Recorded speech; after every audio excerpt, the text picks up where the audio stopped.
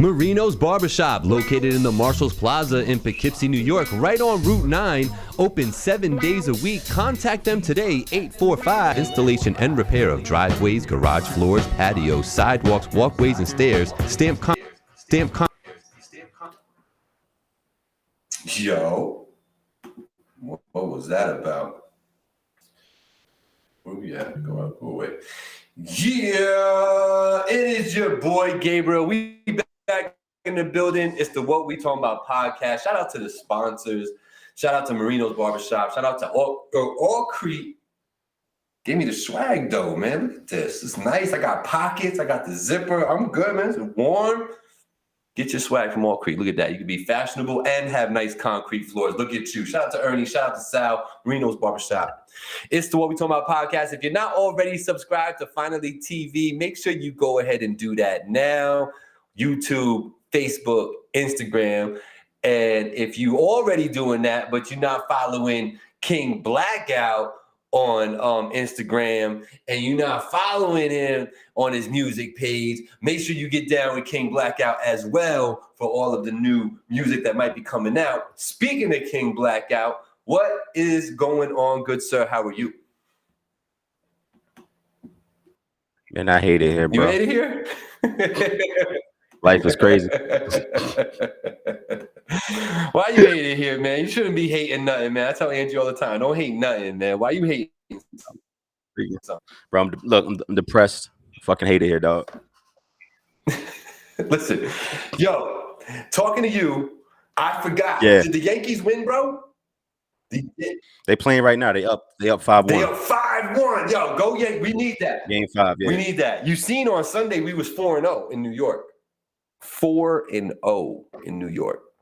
Yeah. Giants are still trash, but yeah, we did that. I ain't gonna hold you. The Giants may be trash.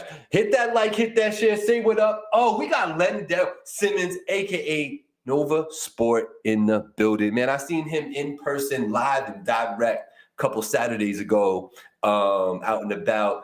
Man, that brother still look good. He chilling. He doing his thing. He putting out music. Shout out to Nova Sport. Make sure you tap in with that brother. He the man. Make sure you share this. Yo, Nova, make sure you share this, man. When people know what you watching, they tend to come over to the show and watch it too. So do me a favor, just share it. Tell them to tap in.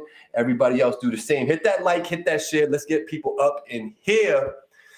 Black. Up in here. Yeah, exactly. I swear to God, when I say that, I think of that. That's playing in my head. You got to. Yeah, he did that. He did. Real quick, before we get into the whole meat of everything that we're gonna talk about today, you had mentioned it real quick in our pregame with Nikki and Lotto. I gotta just throw my 2 cents. My 2 cents is, why Nikki bullying people? Why Nikki being like that? Why is Nikki putting so much time into this? I want to know. Do you know why? Why she's even paying attention? I can't speak for no grown woman. Right? So there's nothing obvious, right? It's not like I'm missing something like, oh, no, it was this. That's why she's saying that. It's not like Lotto was calling her out and saying shit. I don't see her as a bully. Please. See, I'm gonna always have the unpopular opinion because I actually pay attention to shit and I don't just like the gossip. But maybe that makes me a bad podcast person. Tell me. We need good and bad. So I'll play the bad. I gotta just tap in. Hold up. Let me get my app open. Nikki's a hater. She don't want to let these young bitches in. There, I did my part. Yo, you're a dickhead. Listen, shout out to Jay Arroyo and Jay's Music Corner. I was on that show on Sunday. Had a great time with him and Vance. Listen, I'll be funny. Yeah. Go ahead. No, I'm listening. I'm done. No, my point is that I don't see Nikki as a hater. Mm-hmm. You don't? I understood what she was saying. Mm-hmm. No, I don't, because I actually pay attention, and niggas don't. They just want something to talk about, bro. Gossip is good. Nikki got her song Super Freaky Girl. The AMAs took her shit and moved it to the pop category. Mm-hmm.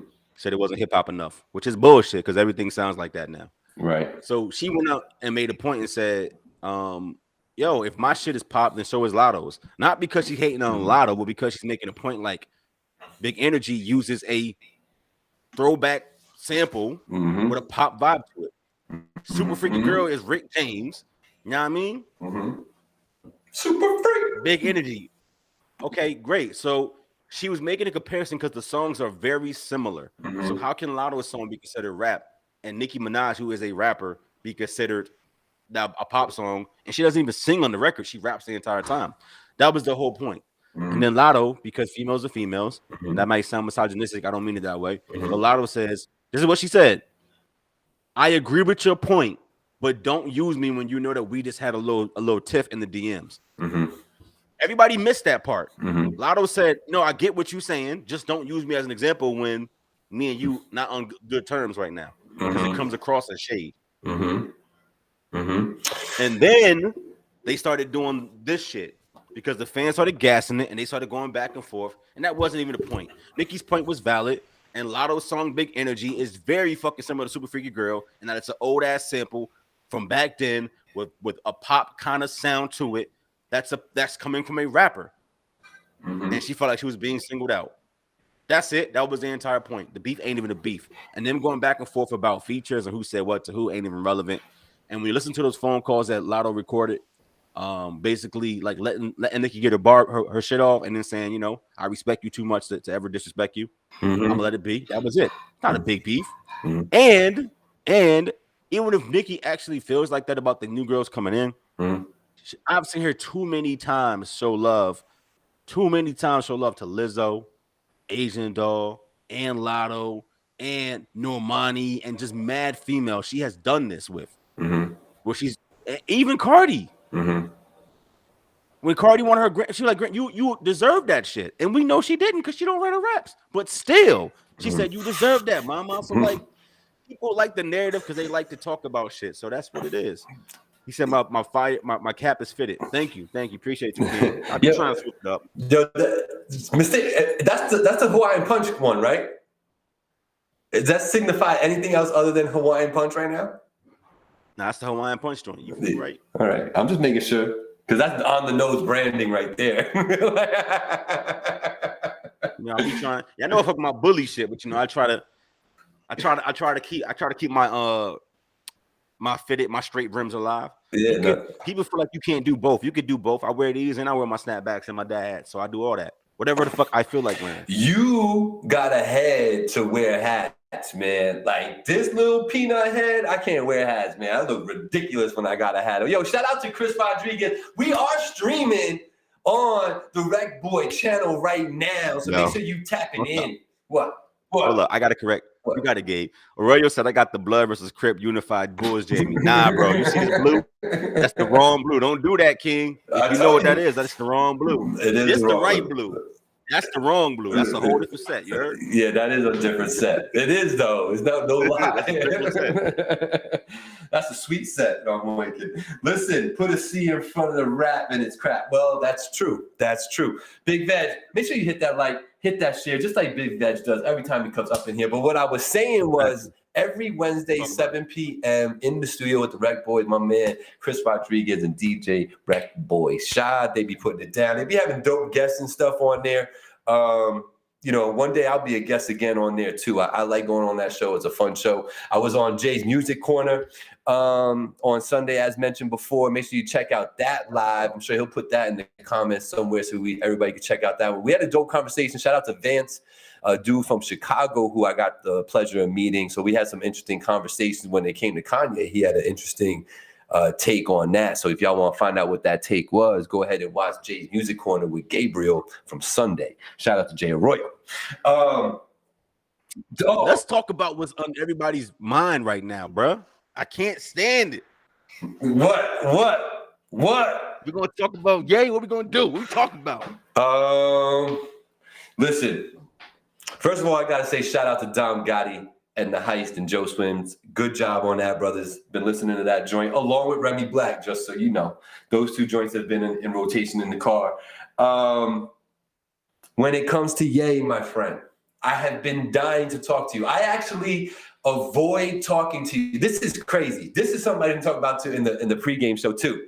Sometimes I actually avoid talking to you so that I could get like the fresh take when I see you on the show, right? So, likewise. you know, it don't mean I don't love you though, and I can proclaim the love right here on the show, right in front of everybody. I don't like you either. Whatever. You know what I'm saying? I love you a little bit, so whatever. So, in all actuality, I was dying to hear my boy Blackout's take on what you felt when you're seeing the clip that everybody made go viral because they kept talking about it, where Kanye's talking about the fentanyl, where the knee was, and what it really was with George Floyd. What went through your mind, brother? Tell me what's going through your mind at that moment when you're watching that? All right, I'm gonna cover every angle because I'm that nigga and I don't give a fuck. Y'all ain't gonna cancel me. You heard? I'm gonna talk about it. Look. Remember, I'm a journalist in this capacity, so it's my job to just talk about it, and I talk about it. So let's get the first angle, the whole Nori situation. People saying that Nori backtracked a whole lot on the radio and all this other shit, cop and please, and he a bitch, and he should have stopped the interview. Mm-hmm. No, he shouldn't have. And here's why.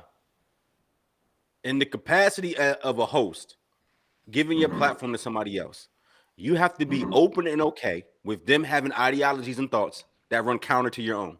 See, I'm going to say it in a way that makes sense because we can be intelligent on this podcast. You ready? Mm-hmm. I'm not saying I agree with nothing Kanye said. Hear what I'm about to say, though. Mm-hmm. On Drink Champs, the idea is not that everybody gets on the show and has or shares the same opinion as Noriega. The idea of the show is that people get up there and they drink and they get liquored up and they speak their truth. Whatever the fuck it is real to them. Mm-hmm. Right? Mm-hmm. Just like we wasn't going to shut up when a certain person was licking Ashanti feet, and that was embarrassing to watch. Mm-hmm. Watching him simp like that was embarrassing. Mm-hmm. I'm not going to stop Kanye from speaking his truth. It's good content.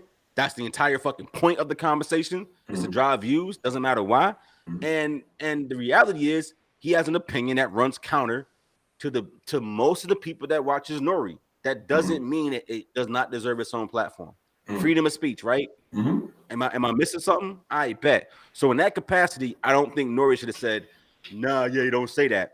Actually, I watched the 3-hour show, and several times he said things about the anti-Semitism, right? Mm-hmm. That he was not. That he wasn't, but he also said, "Yo, stop. You should phrase it differently because I don't think you mean it the way that you're saying it." He said it 20 times. Like, yo, yeah, I know what you're trying to say, but the way it's coming off is wrong. We love our Jewish people. And then Ye tried to make the point when old boy walked in, remember?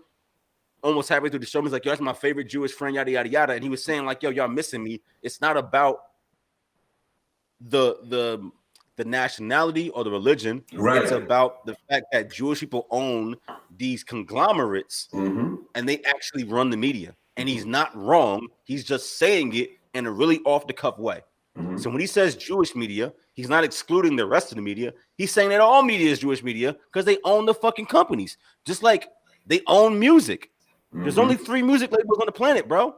All the other labels belong to one of the big 3. And guess who owns the companies? Bet. Not us. Mm-hmm. So that was his point, right? I get that it comes off really weird. I get that it comes off cringe. But if you actually listen to what the man is trying to say, you can understand his point, whether you agree with him or not. Cool? So we talked about the Jewish anti-Semitism, all that shit. Now, whether you think we come from Israel, whether you think we're Jewish or not, that's a different conversation, a different point. That's not what this conversation is about. Mm-hmm. He said, we are the Jews. That's how he feels. That's his point of view. Great. You ain't got to agree with him. That's that. We good so far? Mm-hmm. Bet. Let's talk about the George Floyd shit. Mm-hmm. Kanye made a point. He said, I watched the video. And he said, George Floyd was high. Mm-hmm. And he thinks it was a conspiracy. He don't think that old boy choked him out. He think he shot him with the fentanyl. Mm-hmm. I'm gonna stop right there. Mm-hmm. I'm about to say something, and our audience is intelligent, so fuck with me. Mm-hmm. Notice how he didn't say they didn't kill him. Mm-hmm. He said the method of death he doesn't believe was asphyxiation. He thinks they shot him over fentanyl. Mm-hmm. He didn't say they wasn't guilty. He just said he don't think it was strangulation. He thinks they shot him up. Mm-hmm. That's what he said. Mm-hmm. I'm not saying I agree. I'm not saying I disagree. I'm saying that that's his opinion based on what he saw. He said he wasn't choking him that hard. And if you look at the angle, it looks like he got hit with a needle, whatever the case may be. Do I think that that's true? No. Personally, I don't. Mm-hmm. But the outrage that people are trying to signal when it comes to that, insane. Yeah. It's not like he's saying they're not responsible for his death. He's saying he don't believe in the methodology. He don't think that it was strangulation. He thinks that it was another kind of conspiracy. It was okay.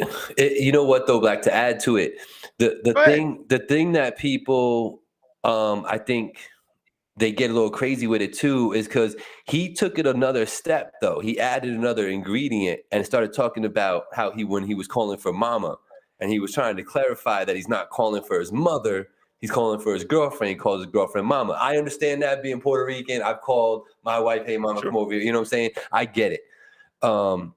So why add that in there too? And if you were high, you probably, because I mean, come on, we use in public. If I was high, I may use a nickname or a colloquialism that I wouldn't normally use in proper context. Like in the crowd room, I'd be like, "Yo, babe, come here." But there's 50 niggas around. I should probably call her by a name. Right, so I get his point in saying, like, if you're actually high, you're saying, "Come here, mama." So they're saying, "Come here," whatever his girlfriend's name is to get her attention. Right. As his way of proving that he was high. That's what he's saying. Yes. Got you. So I think I'm just saying that's another ingredient that the people were given. It wasn't just that point that you were making. That's all. Sure. I'm saying. Sure. So go ahead. On the George Floyd part, I'm trying to understand what the outrage is about. Now, we haven't talked about Black Lives Matter yet. We're not there yet. Right now. Just the George Floyd part. What are people mad for? Because he's saying it was a needle and not asphyxiation. He didn't say they didn't kill him.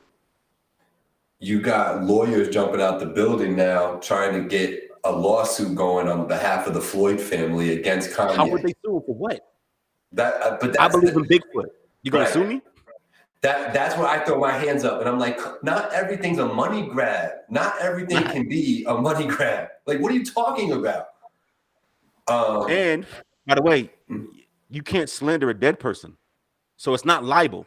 Right. You can't slander George Floyd; he's dead, so it's not even liable. There's no legal precedence here. On top of that part, that part, I don't think.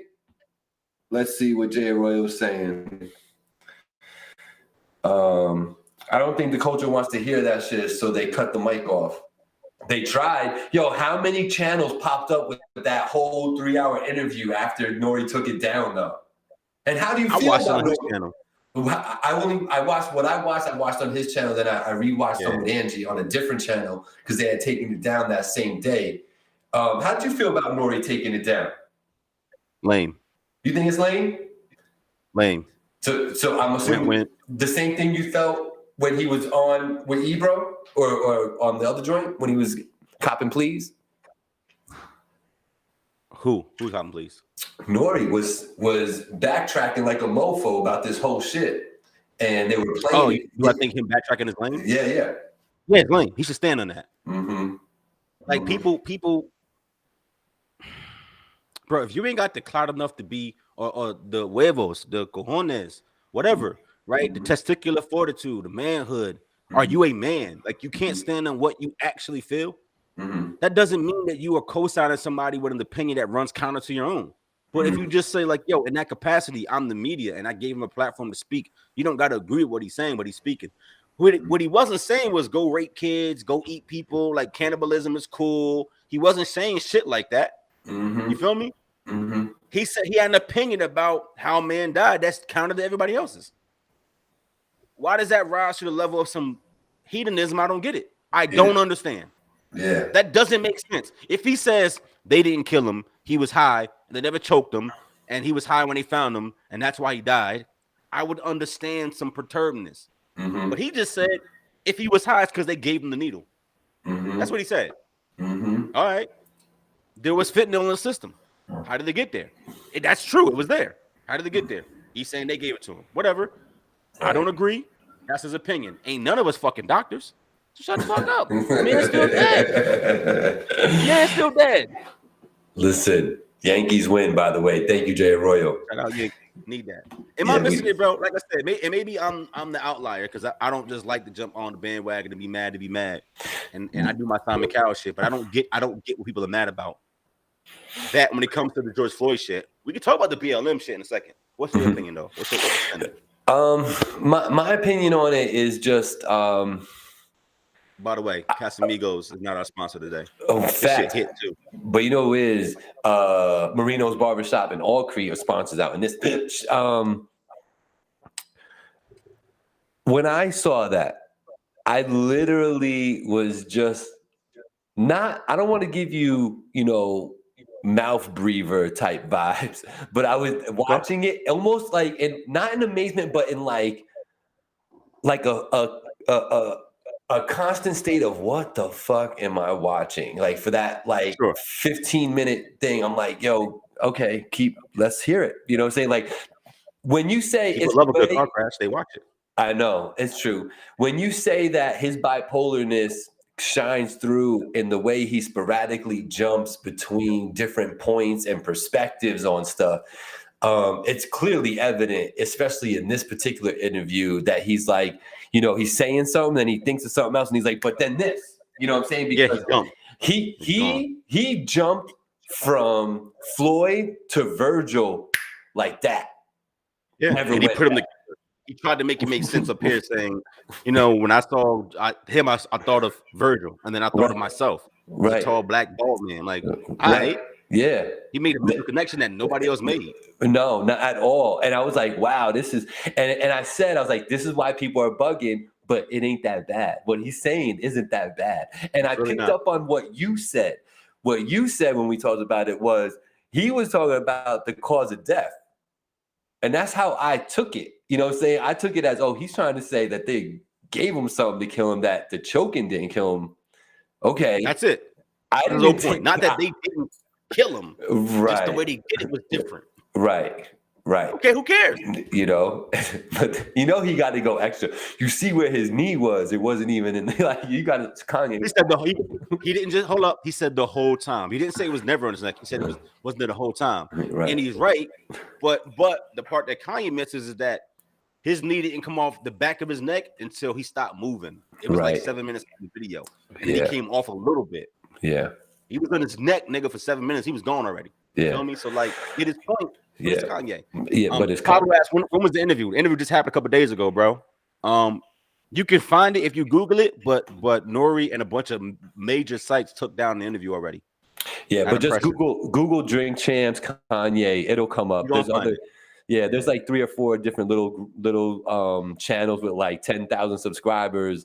Not that 10,000 is little, but in the sake of the media world, little, and they got the whole 3.5 hours on there. And for what we're talking about is really the first hour, 30, 35 minutes, somewhere in there is where you get what we're talking about. What I do want to switch speeds to, and it's 2 things before we jump off of this. The BLM point he was making, we've talked about it on this show before, and we came to the point here that BLM was all just kind of propaganda and wasn't really meant for Black and brown people anyway to profit from. If some sort of awareness came out of it, cool, but that's not why it was created, right? We kind of came to that conclusion on this show last year when it came out, right? Or the year before, whenever BLM came out. So be careful, you're gonna get canceled. Be careful. Listen, cancel me. What are you gonna do?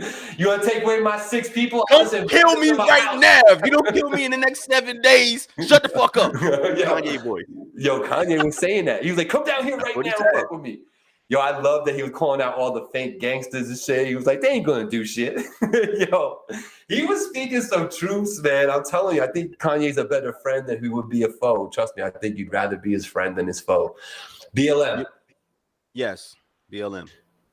People, again, and I don't know why, are still pissed at him about the White Lives Matter shirt. Stupid. From the black side, though, I'm saying. Yeah, we're dumb. Look, as Al Sharpton's replacement, we are dumb. We're dumb people. We're dumb. We're so intelligent that we dumb. You know what I'm saying? How about I'm gonna flip it. I'm gonna make my point a different way. Instead of just using a euphemism to make fun and make a joke and be entertaining. Mm-hmm. Guess who didn't make the Feed the Hungry organization? the people that was actually hungry. That was made by white people, right?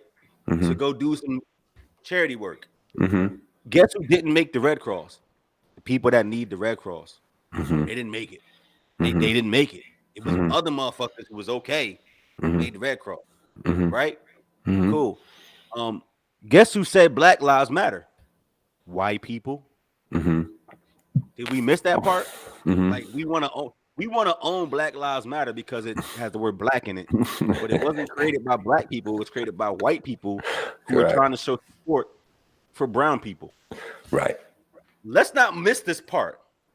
White people invented Black Lives Matter. Hold up. I'm gonna say this. So the first time you saw a white person wearing a Black Lives Matter t-shirt, he was like, yeah, fuck, yeah, we matter out here. And that wasn't weird to us. Okay. So Kanye West making a very obvious point by saying white lives matter also. Is, oh, you fucking nigger hater. You hate us. You don't love us. You why would you ever have a point that's besides black people matter? And it was when trolling. OD. It was trolling. He was trolling for a point. He did it at his fashion show to get eyes. We talked about this a couple weeks ago. It's good marketing for his fashion show. But at the same time, he not wrong. Right. Now, people who don't use the extremism and they land on the argument and they say, oh, it's not the fact that white lives don't matter. It's that why are you trying to take away the shine from black people right now when we need it? Get it? I've heard that.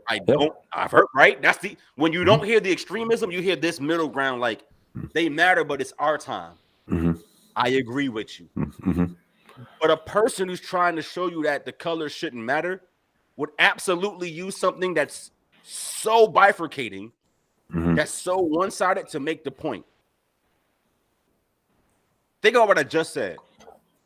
Somebody who's trying to say that there's unity is what we need would use something that's a one-sided kind of conversation, no peace, and flip it. Bridge the gap. That's exactly what he's doing. And it's genius marketing because he knows that people are going to talk about it, what he's doing. You understand? It's good for him. It's trolling, and the outrage isn't real because Kanye don't hate black people. That's not what he's coming from. Right. He doesn't. Like he said, my wife is white, and the Royal just said it, and I got 4 mixed kids. Right. Y'all was okay when everybody was banging fucking Kim Kardashian white ass, right? So how her life don't matter. I get his point. Do I agree with how he does it? Do I agree with wearing a MAGA hat? Do I agree with wearing a White Lives Matter shirt? No. But I also applaud somebody who's saying, I don't give a fuck, right? I'm going to stand in my truth. And if that's how you actually feel, I'm cool with it. The one thing that and I'm going to let you talk about this next. Y'all know how I feel about the other side. But the one thing I've always respected about Donald Trump is that he is who he says he is. There is something powerful in living your truth and being who the fuck you are and not being a snake. We're quick to judge people who come to us like this, right? Like this, and we turn around and like this. So it says something for a man that comes to you and says, I feel this way about everything. I'm gonna tell you who I am. And if you don't understand the appeal of Donald Trump, then you really don't get the human psyche. People like him, and more people than you think, because he's just him. His flaws, his negativity, his prejudices, his beliefs, whatever you may think, he's authentically himself, and that's why people like the man. Get it? Like, it's not because necessarily they like his politics. It's just like, I know what I'm getting. Like, I know exactly what I'm getting. I'm gonna build a wall. I'm gonna save jobs. I may be a little indifferent to fucking brown people, but that's okay. We're not taking away their freedom, so it's okay. I'll accept Trump and the Trumpisms. Like, I'm not rocking with that shit. But I get why people like him. Kanye, we vilify him for being his true self. This is how he feels. His bipolar shit makes him spit it out in really ignorant ways. But I admire somebody who's okay living their truth, whether I agree with it or not. That is why, as an example, I am pro-choice. It ain't my body. It ain't my baby. If that's what you want to do, by all means. That doesn't mean I condone what you're doing. Right. Or that I got a problem with it. It means that shit don't involve me. My nigga. So like, man, why would I have an opinion? Kanye got beliefs and thoughts. I respect him for being saying how he feels and not hiding that. That's dope. Yeah, no, I'm with you there. I'll just add this little 2-cent thing into it. And I said this on Jay's Music Corner on Sunday. You could check that out. That re-recording, got the link in the comments. Kanye, said it here before, is one of those people that has absolutely figured out how to move the needle. Period. Talk. Right? Talk and don't hide. Right. And now I think what we're seeing is the manifestation of somebody who has transcended through any type of financial barrier or hold back or anything like that, right? The word's escaping me that I really want, right? But he just have no dependency on other people. He's so self-sufficient. That's a good way of putting it. Yeah. He don't need y'all. He can just say what the fuck he want. Yeah. So he's reached that right now. But I also think that he's starting to mature himself as a person, and your perspective changes as you start approaching this 50. When you start approaching 50, your perspective starts changing, you know? Okay. And like, I just think that he's coming to a place in his life. He's like, damn, yo, I got all the influence. I got all the money. You know, I have all the talent, but I don't like the way A, B, and C is. So I'm going to talk about it. I'm going to address it. You know what I'm saying? And I feel like that's where we are with Kanye, where he's hit that point in his mind, like, yo, if I don't like it, I'm just going to say it. And I'm going to put it out there and see if I could change something. I think he is trying, in effect, to inflect change on the culture.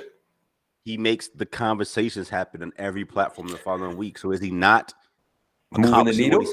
He's moving the needle. Is. You know, because every show afterwards talks about it. Mm-hmm. Absolutely, and I agree with Dom. I think they're trying to make him look crazy, but now, like, the more intelligent people start talking about it and peeling back the layers, it's like, nah, yo, he's actually smarter than y'all, and you're kind of stupid now for thinking what you was thinking when you first heard that. Once again, it's like technology to a person in the Stone Age looks like magic. What else do you call it, right? Mm-hmm, so somebody who doesn't have an IQ that works a certain kind of way won't get it. Like if, like grandmasters in chess whoop your ass in 3 moves because they're playing 20 moves in the future. You don't see it that way. So you can't comprehend what you don't understand. Right. Somebody saying Kanye is a genius, don't make him smarter than you. It means that the way he views things, right, is different. He's viewing it different, right? And whether it's right or wrong is not the point. It's just that he's made connections in his mind about how things are and how they are being whatever, how the world's running, and he's trying to expose them. Is he doing it the right way? That's a matter of opinion. But him saying things like, the media is run by Jewish people, music is run by Jewish people, and they profit off of black suffering, and connecting that to Black Lives Matter, right? That's virtue signaling. And the things that I'm saying, if this don't make sense, go Google what the fuck I'm saying. Like virtue signaling. Like if you go to like LinkedIn, niggas virtue signal. Like every post is like, it starts off with this fucking one line that grabs your attention, and then there's ... to make you click more, interact with the post, and then read the rest of it. It's a bunch of bullshit.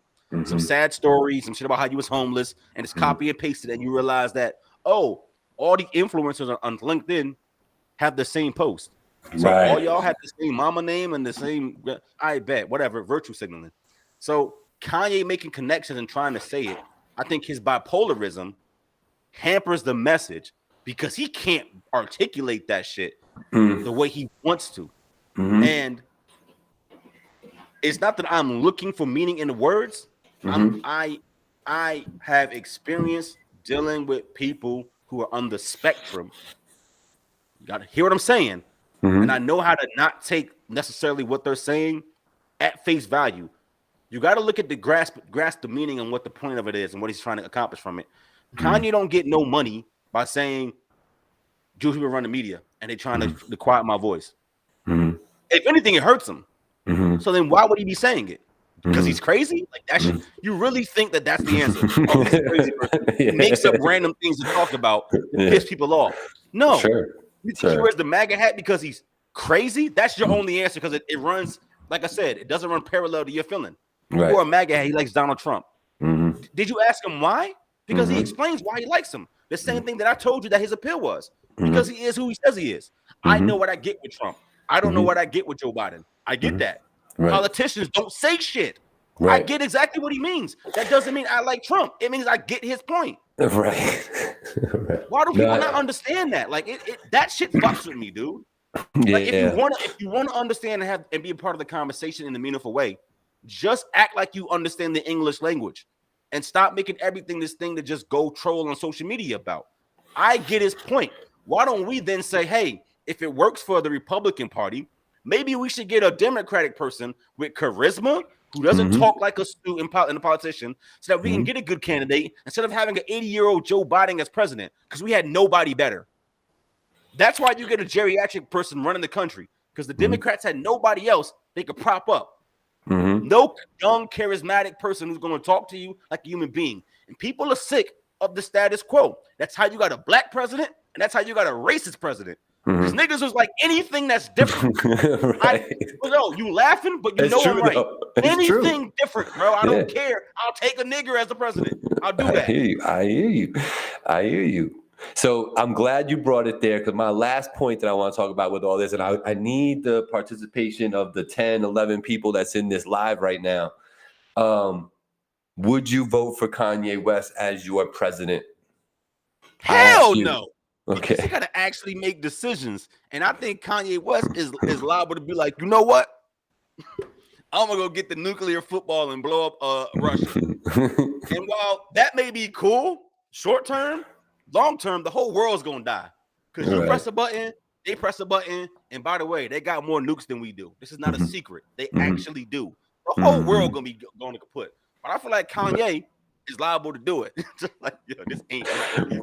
Would y'all vote for Kanye? I want to know because this country we voted in Donald Trump into office. So and it wasn't the first time. It's not the first time that we got a TV actor on in the presidency. So there's a precedent there. Okay, famous people can run. Yeah. Famous people can run. Ronald Reagan was a TV actor before he was a fucking president, right? Schwarzenegger ran California, and fucking a wrestler ran Florida. Like, what's up? Straight up. Okay. So we've had it. Can this country afford to have somebody like Kanye West running it? Not being bipolar. I love to hear y'all point though. Yo, comments, talk to us. If he wasn't bipolar, absolutely. Free thinking, right? Influence probably has a genuine want or desire to see the world in a better place. Sure. Him being bipolar and not having fucking impulse control, can't do it. Can't fucking do it. Right. And I'm with you there. Yeah. I think, I'm just going to mirror your thought right there because it's pretty much in line with how I think about it too. I would love for someone of Kanye's perspective and background to be in office. I would love that. But I do not think we can afford anyone emotional in office. And I think Kanye is super, super emo. You know what I mean? So... Like I heard niggas say like Jay-Z for president. Like Angie says no. Absolutely not, Angie. Like Jay-Z would not be a good president of the country. Like y'all, you need a certain kind of mindset. Like Jay is going like make trade deals with Cuba and start owning cigars or some shit like that. Like that's not the president. Like who would be a good president? And I said this before, bro. Oprah. Yeah. Like once again, if she ran, she would win. Type that's really rich. It wouldn't even be close. She'd win against anybody by a landslide. I think it's gonna sound weird. I think The Rock could be president. How about Dr. Phil? I think he's that likable. Yeah, I think he's that likable. People would just vote for him. But what about Dr. Phil? Terrible president choice. So you'd rather he gave us catch me outside. That's his fault. He did that. He did. I'm good. Yo, fucking Dr. Oz is running for governor. He is. Or Senate. Yep. Nah, I'm good on that. I want no Dr. Oz. I'm good. Yo, we jumping the shark a little bit. All I'm saying is that there are some people who are just they're celebrity. Like, yo, let me ask you this, and I really mean this too. You don't think somebody like Adam Sandler could win the presidency in this country? And I use him because I think that generally he's just liked across the board by blacks, whites, has a personality which comes across as if like he's not going to like put us in debt and do the most. He don't really care about that shit, right? He lives like a pauper. He lives free and like you don't think somebody like that is going to be president in the next 20 years? Because like, look, social media, as we know it, is maybe what 9 years old. As not when it first started, but I mean like when it became a thing that we had a word for. Because social media, the term is like 8 or 9 years old. We had to quantify it, right? So in about 15 to 20 years. The kids and the teenagers, short term, in about 10 to 15 years, the kids and the teenagers who grew up in the social media age are going to be running for Congress and Senate. That's not a long time. And in 20 years, they're going to be presidential age. So you don't think in 20 years we're going to have a president who was like a fucking YouTuber or a streamer? Yeah, Adam. Because 22. that's where the popularity comes from. Yeah, absolutely. Yeah. Like 2040, I can see that. Yeah, Joe Rogan, Joe Button. He'll be dead by then, but you know what I mean. Joe Button.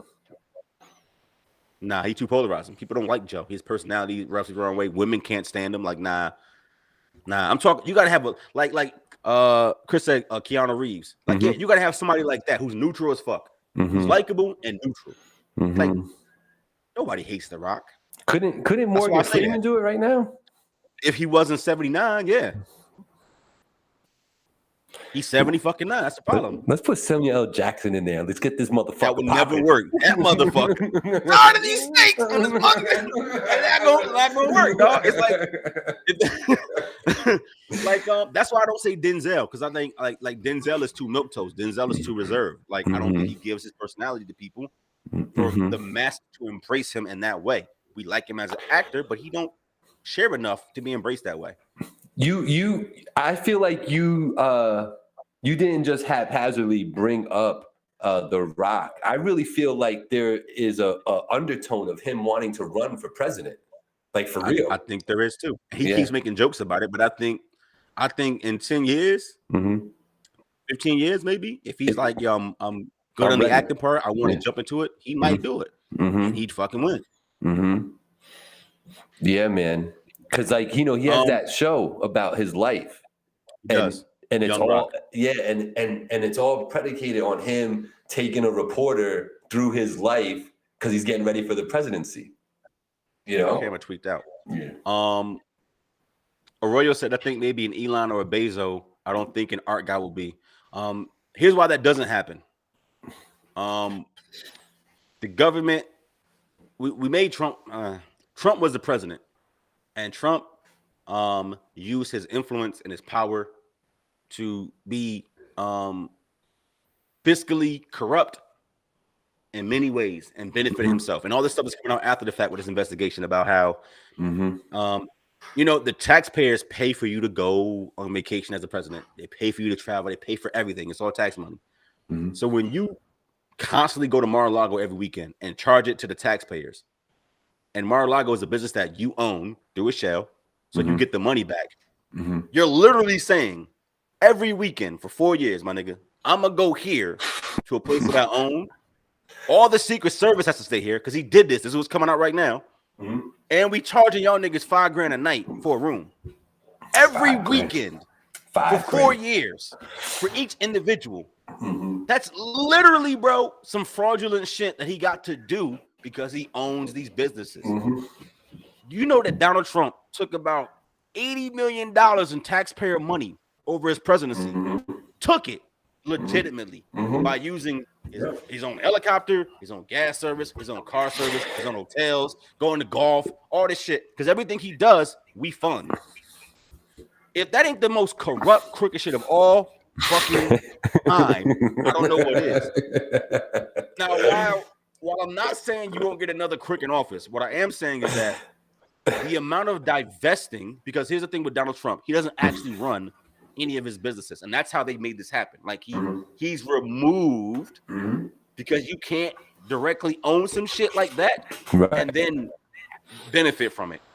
But your name is on Trump Tower, so we know you own it, right? Right. Bezos would have to divest himself of everything that he's doing and just keep his stock.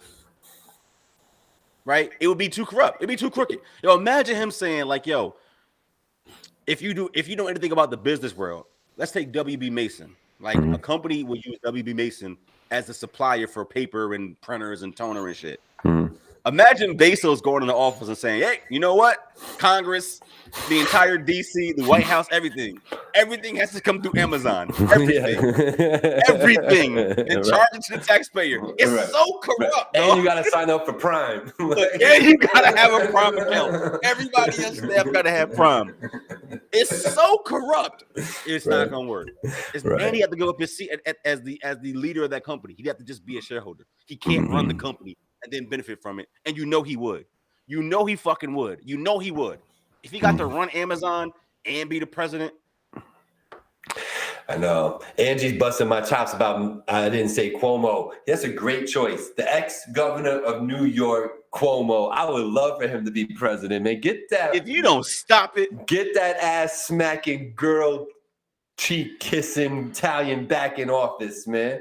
He would set them straight. I think Cuomo would do a great job. Great job. I mean, yeah, he was doing what Trump was doing. I don't know why it was a big deal. Yeah. I love him. He was a good governor. I love him. You know what I mean? He renamed the bridge wrong. That's why it's still the tap, and it's going to always be the tap. It's always going to be the Tappan Zee Bridge, bro. What were you doing? You know what I mean? That was dumb. That was dumb. Somebody going to fix that, by the way. Like, Hochul need to fix that shit before she leave office. Like, yo, change it back to the tap. Put that shit back to the tap and build some other bullshit little bridge in Manhattan and call that the fucking Cuomo Bridge. What the fuck? Yeah, I'm not doing it, bro. Yo, even like when you watch I love this audience, by the way. I love y'all today. Absolutely. You ever watch like weather in the morning, like news in the morning, and they're doing like a traffic report down on the city? And even some of the reporters and shit be like, at the tap, the governor Cuomo. You know what? No, it's Tappan Zee. Tappan Zee Bridge.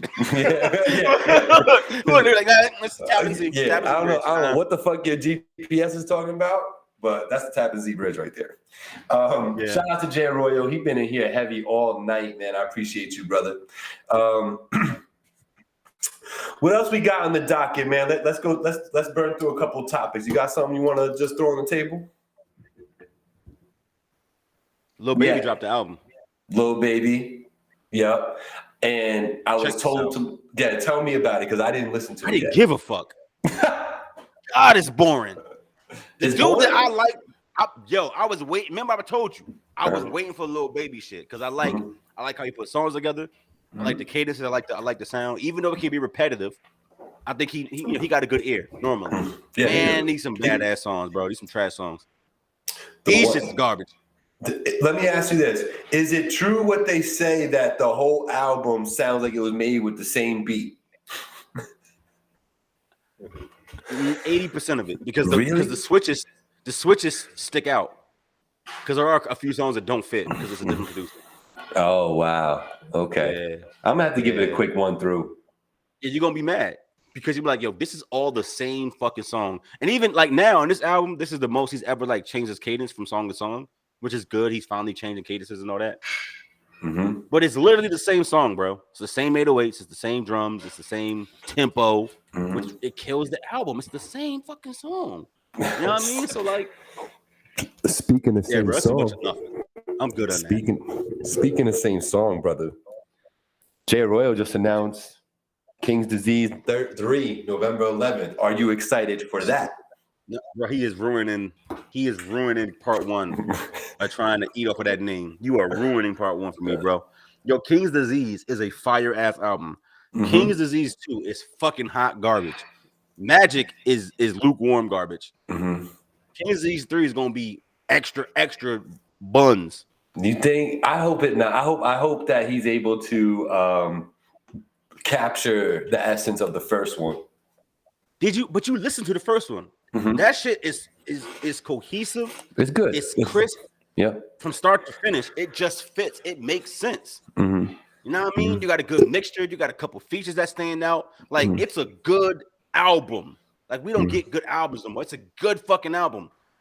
Kings of East 2 is hot ass, bro. It's hot ass. It's like he went to Hit Boy and said, yo, nigga, this time I'm the EP. I'm gonna executive produce this. You that beat. Yo, I'm glad you said that because you just brought me to a point I wanted to make. I was talking with Jay's Music Corner and we were talking about the locks. And we brought up the 3 MCs, and I made the comment that I think Sheik might have been the worst all-time third wheel in a group, right? And then he passed Styles, right? Right. So then, we kept talking, and Jay's Music Corner got a following where people in Yonkers might be watching the shit. So I had to fix my mouth and be like, yo, I'm not saying Sheik is whack all and out. I'm just saying that back then, I wasn't fucking with him like I was fucking with the other two. And as time went on, I realized I was messing with Sheik more, but I was actually fucking with the shit that he had done previously. Unless my ear got tuned to it. What you showing me? Casamigos? Yeah. Because niggas gonna say I'm off the lick when I say this. Okay. You're not gonna sit here and take my whole stance. Because when we first met, I told you this about the locks. I said, yo, everybody know Kiss is that nigga. People thought because I Get High was a hit that Styles is that guy. Sheik was dog water. Sheik was fucking trash, terrible. Yeah, for a decade, right? And then he got better. And Styles got lazy. And now Sheik is washing Styles every track. I don't think that's true. Hold on, all right, fair enough. But it don't make the fact that Sheik was ass cheeks for 15 years not valid. Any nigga in here, I'm gonna stand on this. Sheik was far and away the worst nigga in the camp. Yes. Period. 100%. Period. Even if you go back and listen, and it's better now. He was still trash then, because when we heard it, then it was trash. Let me just get this point off, Black, because I got cut off in the other interview too. Go ahead. What I want to say is back then it was extra bad for Sheik because not because of what he was saying, but it was 100% his delivery. His delivery was so far behind Sheik and Jada's delivery at that point that it almost like wasn't even like he fit. It was almost like he didn't fit in the group. And then I was telling them, I was like, the reason why they kept him around is because he a straight up like bodyguard. Like, yo, fuck with me and find out. Oh, like, don't do that. Don't say they wanted to kick a nigga out, but he was security. Yeah, he was security. Don't do that. He was security, right?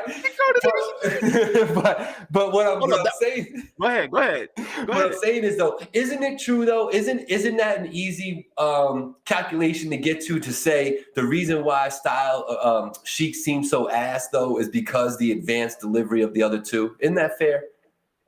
Exactly. His delivery was ass cheeks, and it made his shit trash. Like like he sounded good in like Mighty D Block, right? Because that beat fit his delivery, right? But the reason why you got the back and forth with Styles and Kiss is because that made more sense. Like when they got rid of that nigga and come up with their own flow, that's what niggas wanted. So like on the features, you would get featuring Jada, Kiss, and Styles. What the fuck is Sheik? Like niggas wasn't. Yo, hold up. Hold up. Am I wrong? No. It's called the Styles back and forth. Right. They come from a 3-man crew. Yeah. So where you get that from? Right. One of them niggas was ass. One of them motherfuckers was too big to kick out the group. That's what happened, son. Yo, and the crazy part is, like, you can't call that nigga security because, like, that's how you got Jungle. Right. Remember Nas cousin Jungle? Like, that nigga was security and he tried to rap, and it was dirt. Right. Like, I didn't know you was going shouldn't be rapping. Yeah, I'm making connections like Kanye. What's up? But nowadays, she can rap. She has learned how to rap and deliver. Sheik raps better than Styles in 2022. Sheik raps better than Styles circa 2016. It's when I said to you, bro, when we first met, like, yo, you heard Sheik lately? And that nigga, he washing Styles. Like, consistent. I'm not every time, but consistently. And the fact that that's even a conversation. When you used to get dog bars. It would never be. Yeah.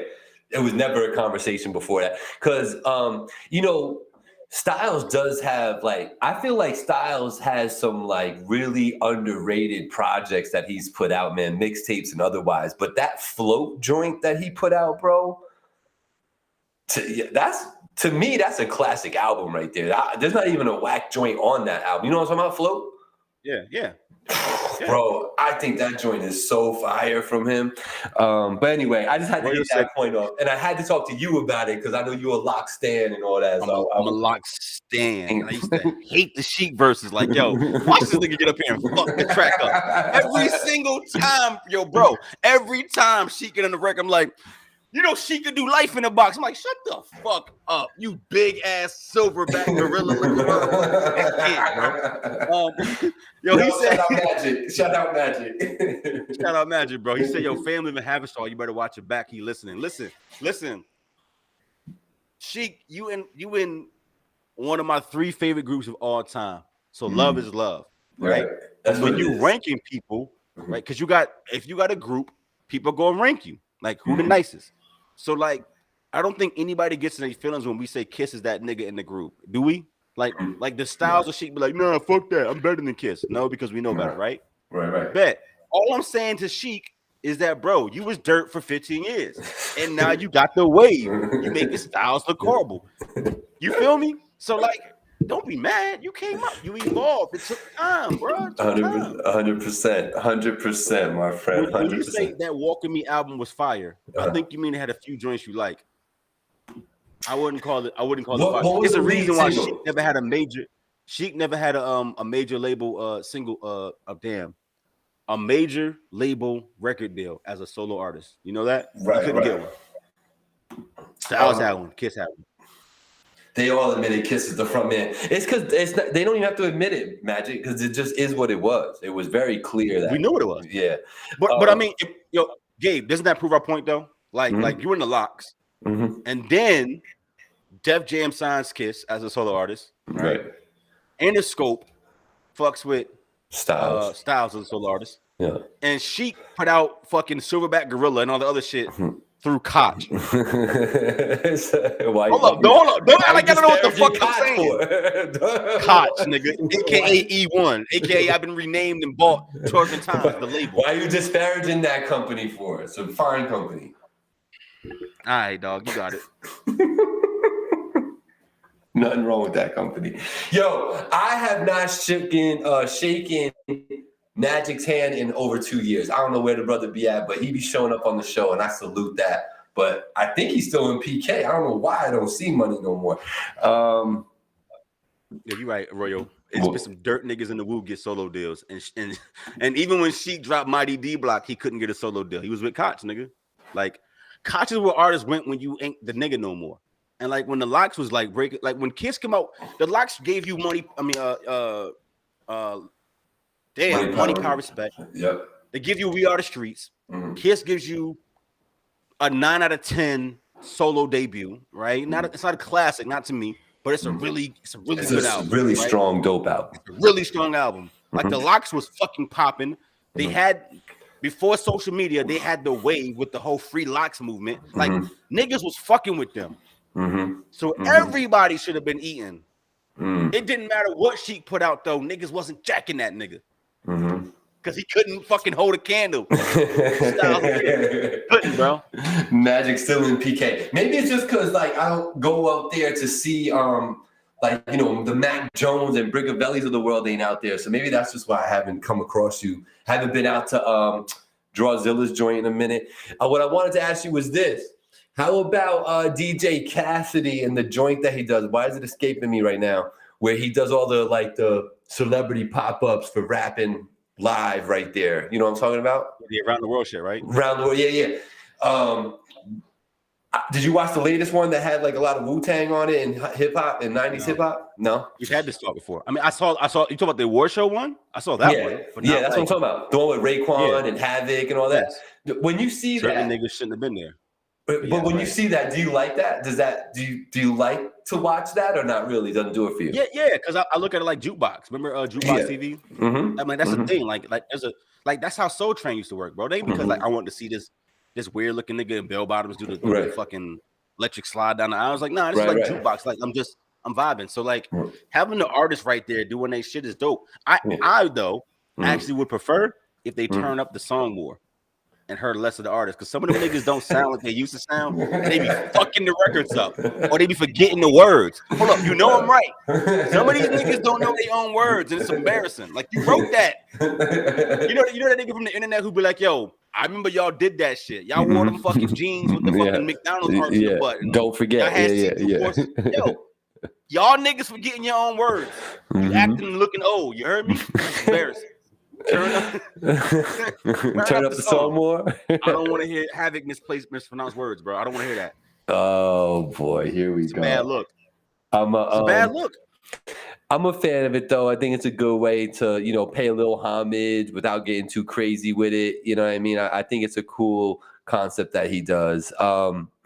So I just wanted to know if you watched that. I was definitely watching. I was watching more like the BET, the hip hop award thing. I was trying to like get through to the end of it, and then I saw that as something. So I was like, oh, let me watch this, and I ended up enjoying it and just leaving it on and watching it. And I was like, I wonder how many other people were like, what the hell is this? Put it on and just realized like, oh, they got all my 90s artists just up here performing. I wonder how many people just left it stuck there like I did. Because I had no intention of sitting there another 15 minutes, but I did. You know what I mean?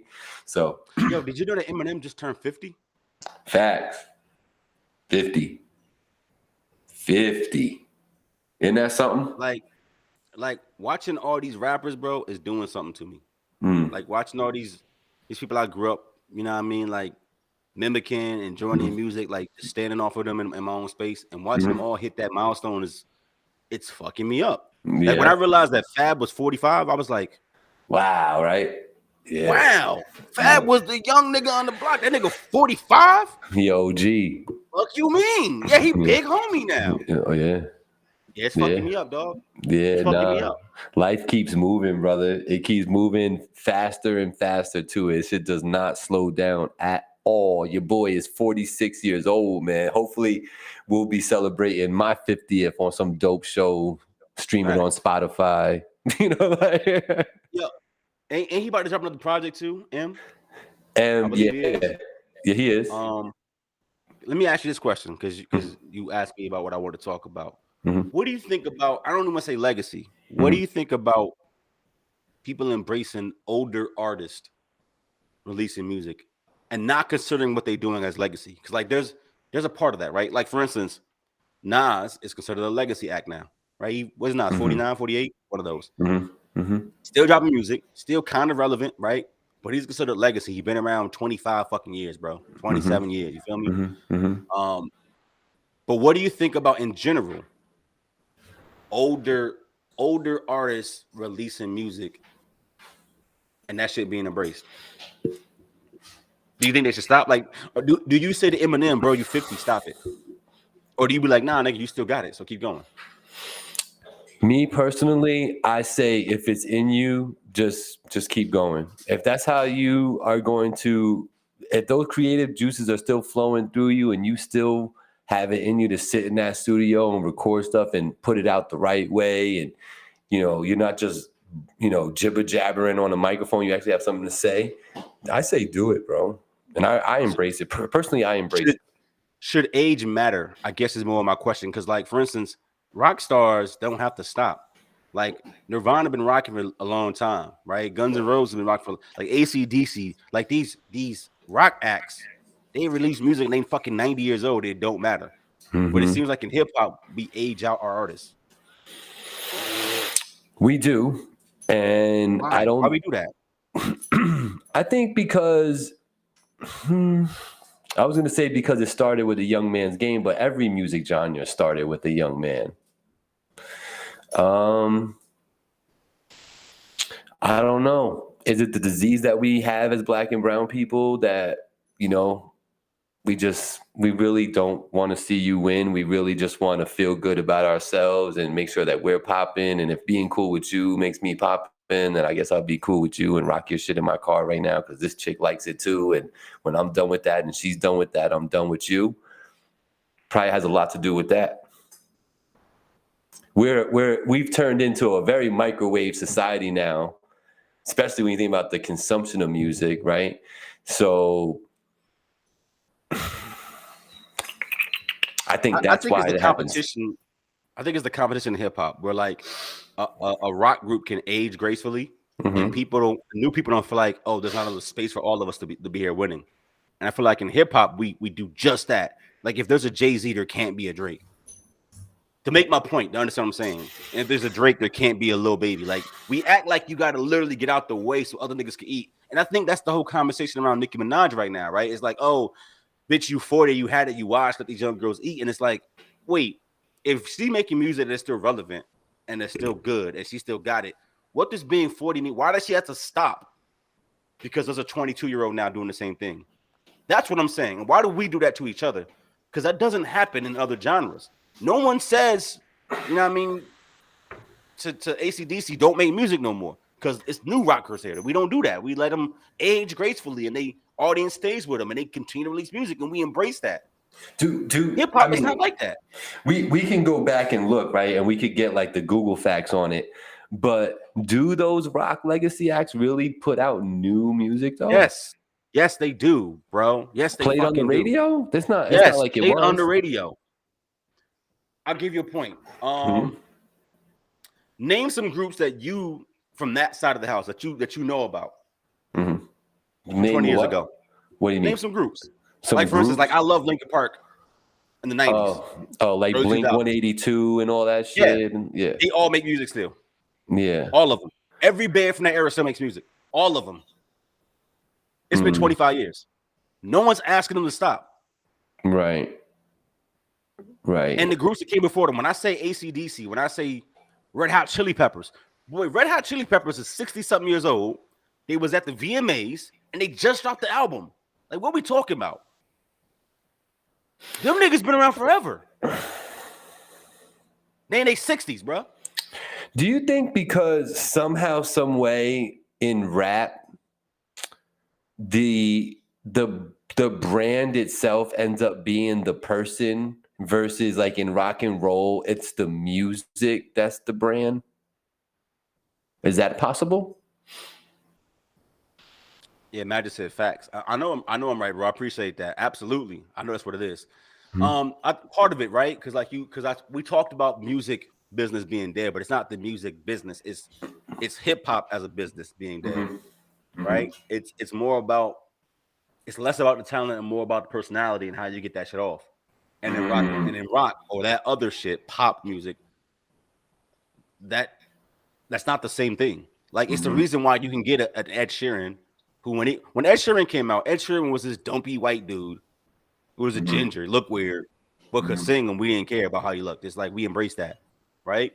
But when Kanye was trying to break, and he just wore a polo and a backpack, he got turned down for years because he just didn't look like what a rapper should fucking look like. And he overcame that by just beating niggas in the head with good music. Like he had to prove himself because he didn't look the part. When in other music, people don't really give a fuck how you look. I never seen a rock group of all attractive dudes. They all some fugly ass niggas. As an example, what I'm saying is just like, and relatively speaking, it's just, it doesn't matter. What you look like doesn't matter. I think we're saying the same thing. Ultimately, I think that because of hip hop's nature, rap's nature is spoken word, right? It's derived from spoken word. So, it ain't spoken word no more, but yeah. But that's where it comes from, right? So okay, this is what I'm saying. A rock band cannot really perform their song without the band there and the instruments and shit. A rapper can just have somebody tap a cadence on a wall and he can spit that dope song that you like. Okay. There's a difference there, right? So now you fast forward time, right? Now everybody's the same age and everybody aged, right? Now you're going to tell me that this 60-year-old dude, you're going to get somebody tapping on the wall and you got to watch him rap these lyrics from 25 years ago. It's going to be painful. Whereas, but Mick Jagger's still performing, and he sounds fucking horrible. So but the band's behind him. I don't. Right? Hold up. The main thing. Well, it's hard. It's hard, Black, because you're asking me why don't they do that in rap, but they do it in hip hop. I mean, why don't they do it in rock, but they do it in hip hop? I don't think it's about it being painful. I think it's about the culture, and I think it's literally. I think the way I'm viewing this is what it is. Not, I could be wrong. I think it's literally the competition part where we feel like niggas gotta move if it's my turn, and other genres don't do that to their artists. I've never seen that kind of competition. Right? There's not this infighting. There's not this beef. You don't see pop music beef on Twitter. You don't see it. You don't see rock groups saying "fuck y'all, my shred harder." Like that's not a thing, bro. The competition in hip hop is what I'm talking about. That fucking toxicity is here, and it permeates throughout the entire culture. It's like y'all niggas got to move for me to win. It's my turn now. You got to go. It's in our music. We do this to each other. You got to go for me to win. Even though we can all win at the same time. Don't do that. We can. We know we can. We are still relatively young, to bring up Jay Arroyo's point. You know, like our greatest of all time that's still living, right, is just now, you know, in his early 50s, where, you know, these groups that we're talking about, but these groups that we're talking about are 70, right? They're getting close, like Van Halen and all this shit. Like people to 70, 80 years old. Fair, but that whole hip hop is young argument has nothing to do with my point. Like how you treat somebody isn't because we only 50 years old or 40 years old as a genre. Like that means there's 4 generations of artists, and it really is, and it's almost split by the decades because of when hip hop started, right? So like when hip hop became mainstream, if you're not talking about Sugar Hill Gang, we're not talking about, you know what I mean, Herc, we're talking about in the 80s, right? Because 78, 79, the 80s, not do fuck rappers alike, just 80s as a decade, 80s and 90s as a segment, 90s to 2000s, the aughts to the 10s, and the 10s to the 20s, right? So we got 42, 43, 44 strong years now. This is not some baby ass genre. It is compared to other types of music, but it's not a baby genre. We got 4 generations of artists, and those who came from the 80s, right? Like you said, are between 50 and 62, 63, 64. We have them. We have legacy acts, right? Ain't nobody going to cop no LL Cool J album. Right. He wouldn't even try. That's my point. Like, yo, Fabulous, low-key, quiet, retired 4 years ago at 40. Like, he just stopped making music. Yo, Ludacris just stopped at 38. Ludacris just stopped making music, and he can out-rap a lot of niggas. This is my point. It ain't because something happened, like you drop a bad album and niggas not jacking you no more. These niggas just stopped because there seems to be an age limit on how long you're supposed to do this. Tell me I'm wrong, bro. Ludacris disappeared from hip hop. Just I'm done. Jeezy disappeared. I'm just done. I'm 40. I'm over. Niggas turn 40 and they over.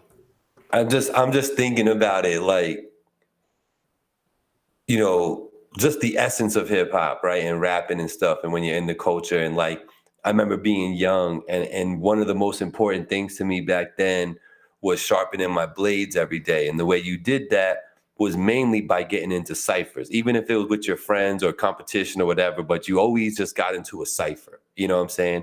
And like, there just seems to be a young mentality attached to that, because if I try to put together a cipher, and if I go to the store to get milk for my wife, but I see you and cans outside at the gas station, and I'm like, yo, what's up, my G's? Yo, I just wrote a new rap. You gotta hear this. Yo, you gotta hear this. And I'm wilding out. And now the 3 of us sitting there, and I'm spitting this rap at the top of my lungs for y'all.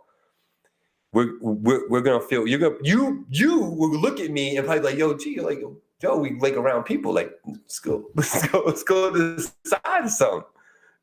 You gonna do that thing. Because young niggas don't cipher. They only do it because they have to. They don't cipher no more. Because they don't compete. Like they don't compete musically. Like, this is the weird part. You listen to music today, hip hop. Let me not say music, I'm sorry. Hip hop. Yeah. For all the ops and all the I'm better than niggas kind of shit, rappers don't fucking compete with each other. The entire essence of hip hop. Right? Talking about our story and saying I'm better than you on wax. Ain't even a thing. Bro, I can't remember the last rapper that said I'm nicer than you niggas doing this. Gabe, think about what I just said. Literally every rap song was I'm better at rapping than you. in the last 6-7 years? Name one bar where a rapper said, "I can out rap you niggas." Mm-hmm. I don't mean a legacy act. I mean a new app. Benny gets braggadocious like that, but he's an exception. 40. He's fucking 40. It doesn't matter. That's not proving my point. Right. Older niggas will safe. Young niggas don't actually compete with each other because they'll tell you it's not about that. It ain't about bars. It's about the vibe. So how can I battle when it comes to a vibe? Either you like my vibe or you don't. They literally tore down the wall. The barrier was like niggas got to be good to be rappers, and they literally said that's not fair. I'm not that good, so I'm just gonna make vibe music, make that the trend, and now everybody can be a rapper.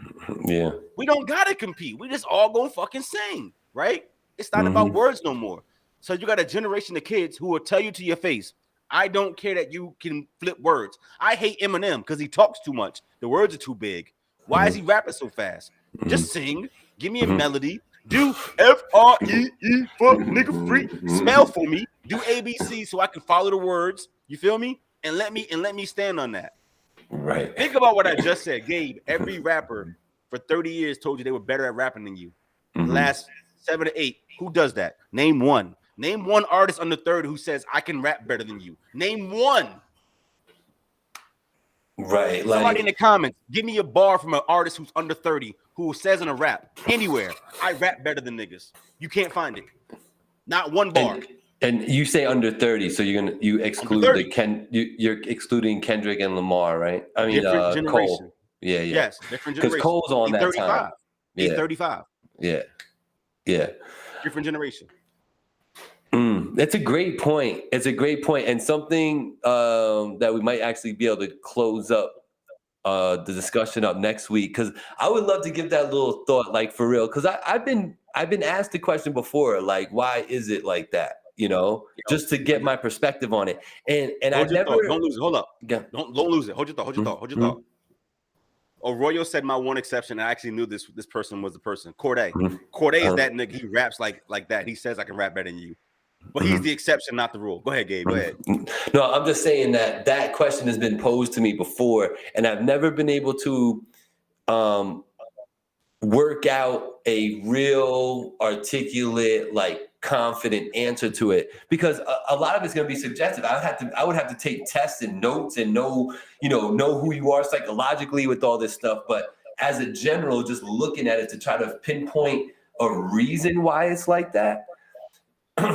It's hard to do, but I will say that every time I think about it, I go back to how I felt as a kid, sub 21 years old, rapping, and how I feel today, and how the person of today is going to look at the younger self over there rapping outside, acting crazy. I'm gonna look at him a certain way and be like, why here though? This is an odd place to do that. You know what I'm saying?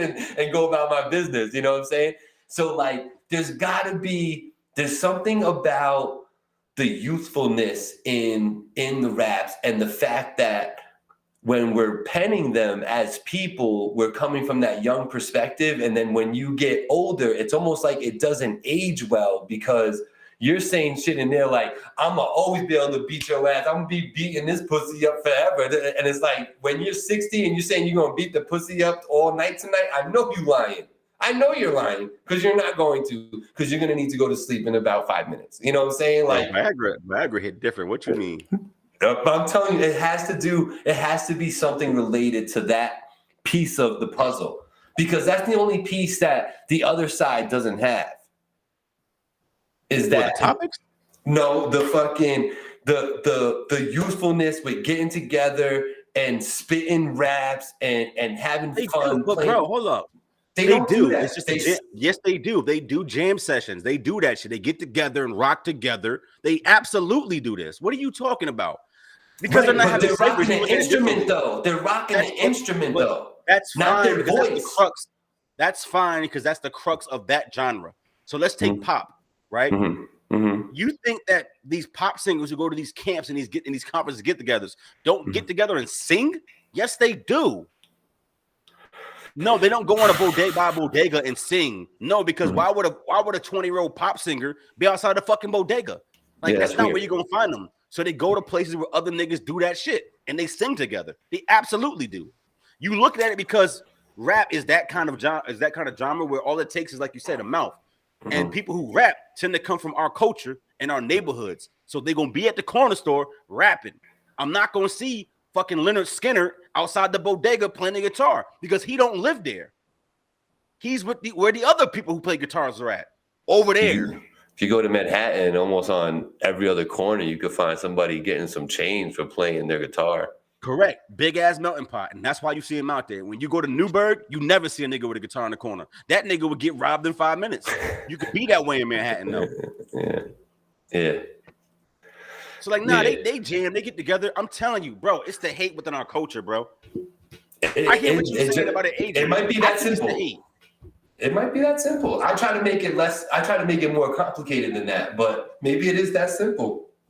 Maybe it is that, crab in a barrel mentality. Like, if you're at the top, I can't get to the top without pulling you down. Well, once again, think about it. The competition that's inherent, right? Justin Bieber has never said, I'm at the top of pop music. He's never said it. Every rapper's been at the top. Every rapper is that nigga. All of us. You know what I mean? Look, all of us fuck all the bitches and have all the money and drive all the cars and have all the necklaces. All of us. You have never, bro. I've never heard some AC/DC shit talk about I shred the hardest. I fuck the most bitches. You just don't. They don't do this, bro. No. So it's so weird that the element of hip hop that we keep is the competitiveness when it comes to what we've got from the genre, but not the competitiveness in the craft. We don't compete with the craft no more. We don't want to be better at it than you. We just want to get money from it. Think about a career where the entire career is based off of talking about what I got from the career. It's stupid. I've always had this argument. Right. It's like, imagine the way to be the best football player was to tell people that you were the best football player. That's all. And instead of playing it. Yeah. Instead of playing the game the best. Right. Yeah. I'm a rapper because I told you I make the most bread and fuck the most bitches, and that's literally why I'm a rapper. Yeah, it makes me the best rapper. And that doesn't work. When you're 20, it sounds good. When you're 45, 50, it don't sound good no more. You're not looking the part. And I think you can change the subject matter. You can change your perspective. My perspective has aged as I aged. No, and it ain't like this hard. It ain't like this hard switch either. Like, you don't have to only have a point of view that comes from this one angle. Like, you can talk about different shit. I just think that, like, when you say these legacy acts and rocks, they're still going, right? When they do their shows and stuff, they're only rocking the joints that they had from way back yonder. You don't hear no new joints from them. It's like they might tell you, like, yo, this is off the new album that we're working on. We'll play a couple of joints for you. They do that. Sure. But they close it with the banger and they opened it with a banger. You know what I'm saying? Like, of course. But they still get no streams. They new album. They can play. You can play. Yeah. You can sit there and fucking play Sweet Home Alabama when you're fucking 70 because it still makes sense. You could still be that. You telling me that Jay-Z at 53 can't go do Big Pimpin'? Yes, he fucking can. Who's gonna tell him not to? Yes, he can. I want to hear Big Pimpin' when Jay-Z's on stage. I want to hear in the Ferrari and Jaguar, even though he don't look that part no more. I want to hear that. I want to hear Can't Knock the Hustle. I think he's a bad example because I think he's the exception. Jay-Z, for the most part, except for that stupid fucking hair of his, he kind of looks the same from when he came out. He looked like fucking Master Splinter at this point. No, that shit's stupid. That hair is so stupid. Like, what's wrong? What is wrong with him? You know what I'm saying? It's always a dude with the most money with the dumbest hair. But like, you hold up. But Gabe, like you said, our genre is only a certain age. So let's talk about our 50-year-old artists, right? Right? Like Nas, J, M, right? You telling me none of them can do their catalog? Yes, they all can. Why do you think they can't? LL Cool J is 55. He can't go right now and do his greatest hits and rock out. Absolutely. Mama Said Knock You Out. He does that. He still looks the part. He's 55. But he still looks the part. You're talking about people who still look the part. Everybody you name still looks the part. I don't know what that means. The rock stars don't look the part. They look decrepit and they get it off. Yeah, but I'm saying you're talking about ones that can still get on stage and get it off. You don't think that LL Cool J still packs out arenas when he actually performs? Packs an arena? No. I think he has a crowd, a following. Yes. No, I don't think he packs. I don't think he goes to the Barclays and sells 40,000 tickets. No. I think he goes and gets you 15,000. Why which is fucking fire.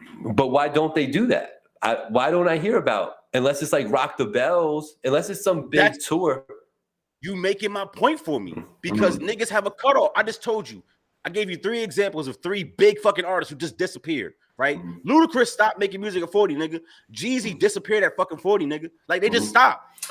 I'm not calling you a nigga. You know what I mean? They just, I'm 40. I can't do this no more. Where does that come from? I'm 40. I'm done. I'm out of here. Yo, Fabulous, like I said, low-key retired. That single he just dropped with Davies, that's the first thing he put out. Him as a featured artist since the shit with him and Jadakiss. Did you know that? Which was 4 or 5 years ago. Which is that Freddie Jason shit. I did not like it, by the way. And in between that, we heard him on 3 features. Yeah, he was on the Meek Mill joint 2018 championships. He was on the Freak Tenor record. Like, that's it. Fabulous turned 40 and just said, "I'm done. I don't make music no more." I mean, it was easy for him to put it down for a while because Jason versus Freddie was super garbage. Heard you, but bro, does that mean do you expect Fabulous to disappear? Like 2018 was the year, bro, when I looked at the charts and realized that all these niggas I fuck with disappeared. Remember we may have talked about this. It literally went from like Wayne, Drake, and all these dudes that we fab, all of them in 2018, and in 2019 it was Kodak and Dirk and just a bunch of niggas. Like, everybody left in 1 year. I've never seen nothing like it. Go look at the Spotify charts right now. That part's interesting. You may only see 3 or 4 artists who have been around longer than 5 years. No cap. That's weird in a genre. Go look at the top 40. Look at the charts. You may only see 3 or 4 artists that have been around 5 years. And I'm making it my point to make the point. Like, the Migos is around, but they've been around since 2016. That's not a long time, bro. Like 6-7 years, not a long time, right? You take away Drake, right? Future came around when? 2015, 2016, that same time period. Bet. So give me 7 years. That's a short amount of time to have no acts still present or still relevant in a genre. That's weird. That is weird. Who we got? Drake? You got Kanye? I guess Kanye is kind of relevant, but I think for him, it's not even the music. It's about the personality, right? Is Nicki relevant musically? No. It's the first time she's been in the chart in like 8 years. Like, it sounds, until you think about it, it sounds like that's crazy, Black. But like, nah, Nicki Minaj ain't put out an album in 6. She put out Queen 4 or 5 years ago. You're making my point for me. Is M relevant? Yeah. Is Wayne relevant? No. That's weird. Yo, Big Sean is my nigga. Big Sean not even 35 yet. Is he relevant? He put a project out 2 years ago. No one gave a fuck. It wasn't that good though. Bro, I kind of like it, but I hear you. I hear you though. I respect it. It wasn't great. No, we reviewed it, and you did. You ended up liking it a little bit more than me. It was all right, but like, I don't know. Bro, it's Cole, Kendrick, Drake, and all these niggas is 35 plus now, right? It's just them, right? Who else? Kanye, like I said, once again, I think he's more relevant as a personality and not his music. I'm not saying his music's not good. I'm saying that his sustaining power is the personality. It ain't the music. His last album, nobody heard, my nigga. It came out on a little circle thing with no screen. Like, nobody heard it. Bet. Who else is relevant? Like, even Fat Joe hung on for a long time. Like, watching Joey continue to make hits in his 40s was like, that's crazy, right? Bet. He put out a project 2 years ago. Did you jack it more than a week? No, gone. It's over. No, nothing gets jacked for more than a week, man. It's crazy out here. We in a genre, and I've never seen it, like, literally, my nigga. Every young nigga came through the door, and they said it's no longer about bars. It's all about vibe, energy. And if we make that the standard, every week there's a new artist. And that's why music is trash now. Not because people don't have talent, but because it's oversaturated with just what the fuck ever. It's true.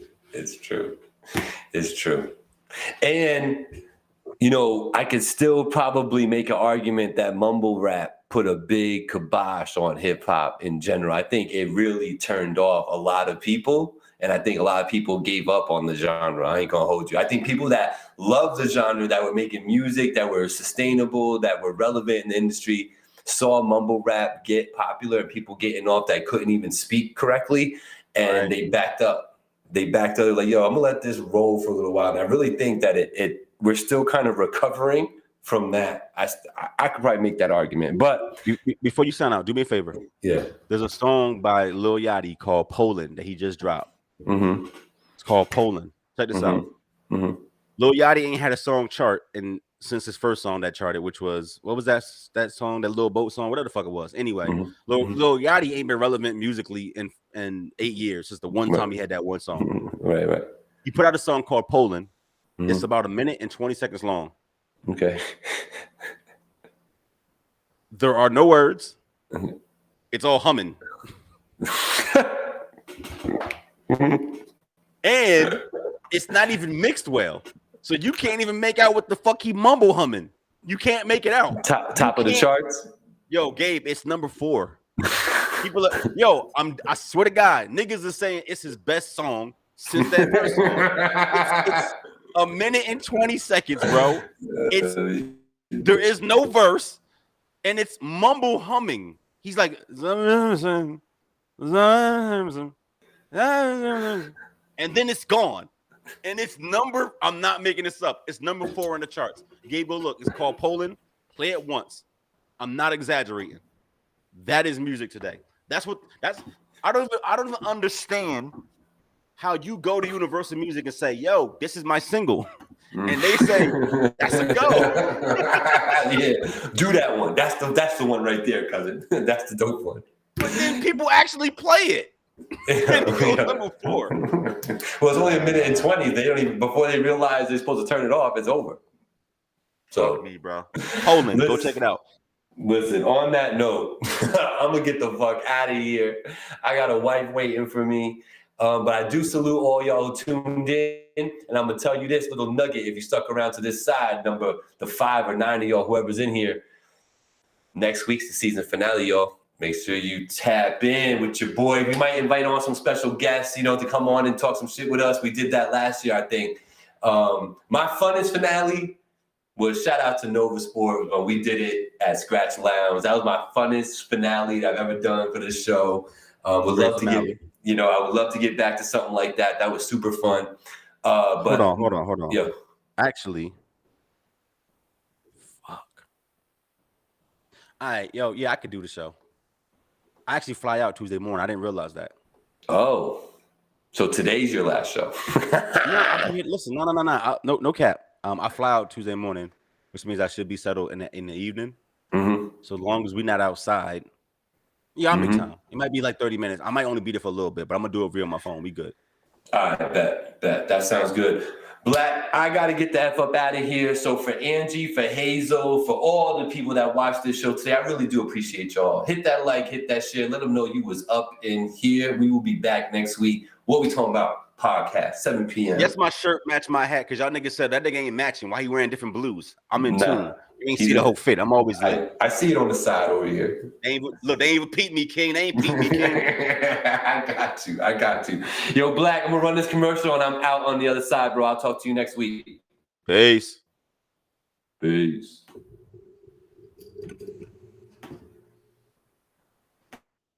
Marinos Barbershop, located in the Marshalls Plaza in Poughkeepsie, New York, right on Route 9, open 7 days a week. Contact them today, 845. Installation and repair of driveways, garage floors, patios, sidewalks, walkways, and stairs. Stamp